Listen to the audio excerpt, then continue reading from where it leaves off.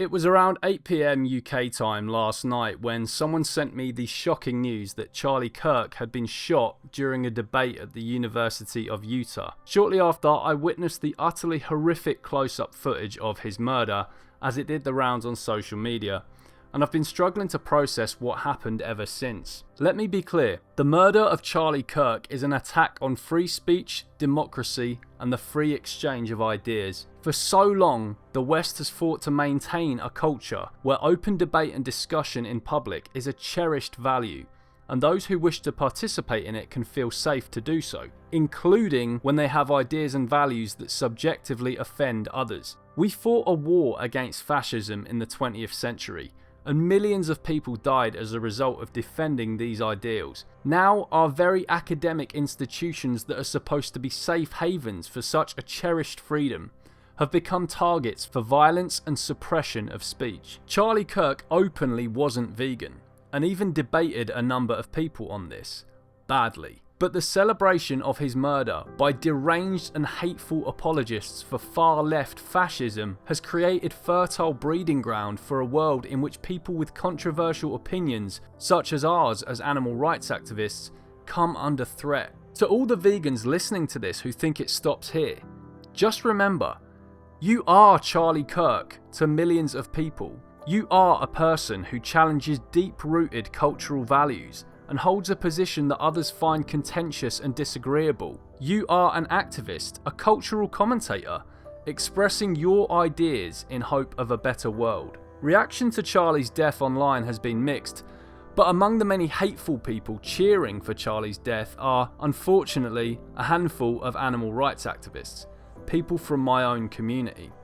It utterly pains me to see that anyone whose entire cause depends on persuasion, reason, political change and open discourse would want to praise and attack on those very things. So the question is, in an environment like this, who's next? Joey Carbstrong? Tash Peterson? Earthling Ed? Maybe it's you. Furthermore, Charlie's murder sets a terrifying precedent for open discourse within our own movement. False and slanderous accusations of Nazism, fascism and Hitler comparisons are rife within our movement to the many vegans who do not tick every box in the woke cult's checklist of quote-unquote acceptable opinions.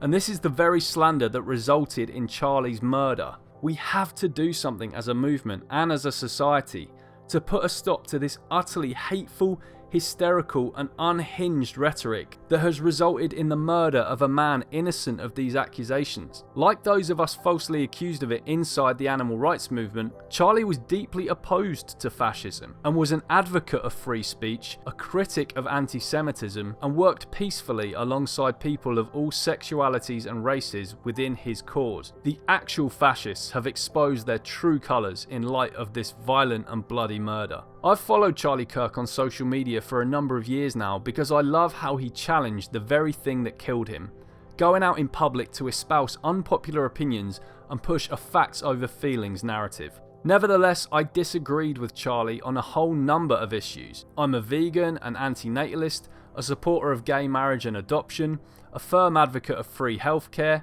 and a vocal critic of his religious views. But his death impacted me greatly because I understand and respect the importance of being able to have public discourse about these positions without fear of violent reprisals to myself or others. Charlie died doing something that was very important to him and to me, defending his ideas on a public stage and encouraging open discussion. As officers continue to protect the crime scene, the haunting words are emblazoned across the gazebo in which his life was taken.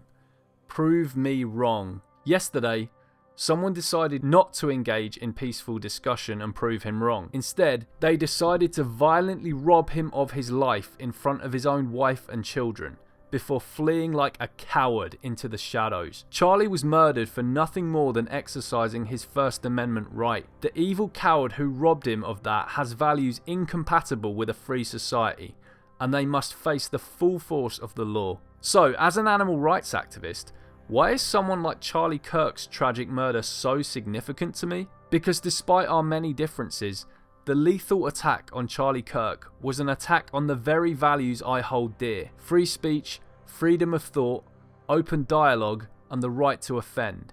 My heart goes out to Charlie's family and all who knew him.